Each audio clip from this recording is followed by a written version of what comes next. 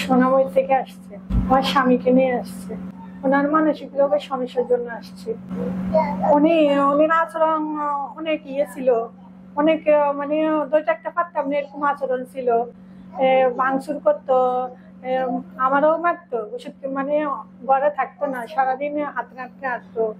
এখন এখন বালার দিকে আছে। উনি মানসিক রোগী ছিল,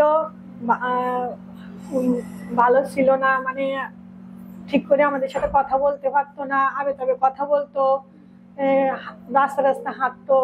এখন আলাদিন এগুলো ভালোর দিকে আছে। জি জি, ভাঙচুরও করতো। হ্যাঁ, মারামারি ভাঙচুর করতো, কারো কথা শুনতে পারতো না, কারো কথা শুনলে বিষের মতন লাগতো, নিজের মন মতন নিজে চলতো।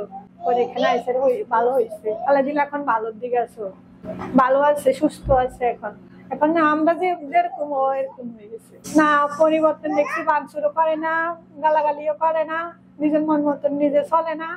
ইমাম হোসেন ভালো আছে, আল্লাহ দিলে ইনশাল্লাহ দোয়ায় আল্লাহ ভালো করে না, এত উসুল আর কি, ভালো আছে। হ্যাঁ, আগের থেকে এখন ভালো আছে।